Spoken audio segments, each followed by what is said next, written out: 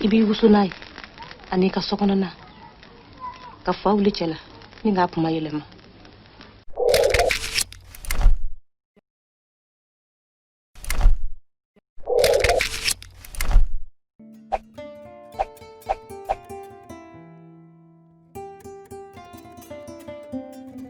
Comédienne, actrice et réalisatrice, Maïmouna Hélène Diarra fait partie des plus grandes femmes que la culture malienne peut être fière de compter.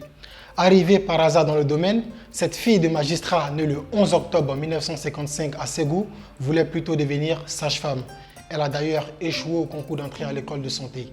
À San, ville qu'il avait grandi, la troupe d'art dramatique nationale était de passage en 1975 pour jouer 2 pièces, dont Les Tribulations de Frère Géraud et Les gens des marais du prix Nobel de littérature Wole Soyinka.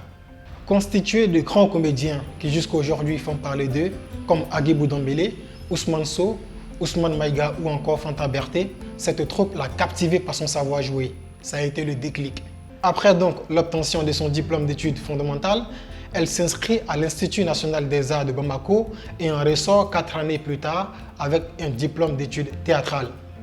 Dotée d'un talent incroyable et tellement sollicitée pour jouer dans des longs métrages, courts-métrages et pièces de théâtre, son visage fait partie de ceux qui apparaissent le plus, si ce n'est celui que l'on aperçoit le plus dans la majorité des œuvres qui ont marqué le théâtre et le cinéma malien. Parlant d'œuvres cinématographiques dans lesquelles elle a joué, on peut citer entre autres Gimba le tyran de Cheikh Oumar Sissoko, réalisé en 1994. Ibi wusunai ani ka sokonana ka fawli cela ni ngap mayelema. Ou encore Les Aventures de Seko Boiré en 2000 sur les antennes de l'ORTM.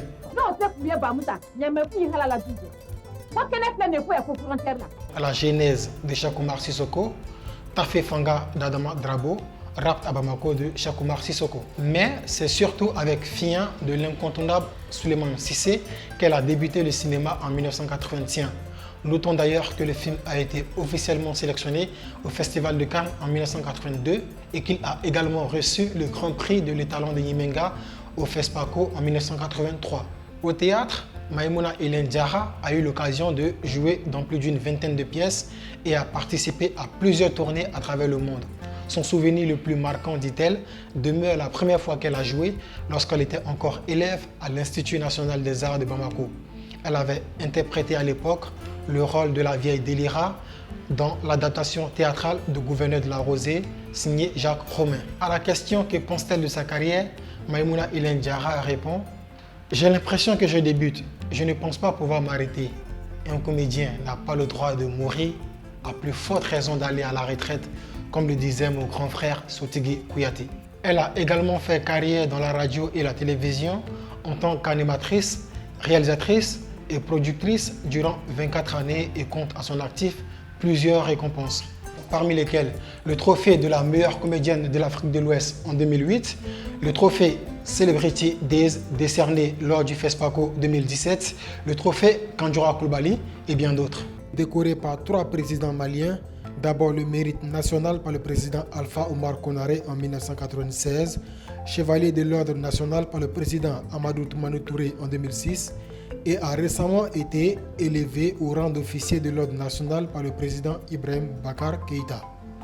Aujourd'hui, Maïmouna Hélène Diarra est à l'initiative de la Nuit du comédien, un concept qui a pour objectif de rendre hommage aux acteurs du métier. Après 2 éditions qui ont été de parfaites réussites, la 3e est prévue pour 2021.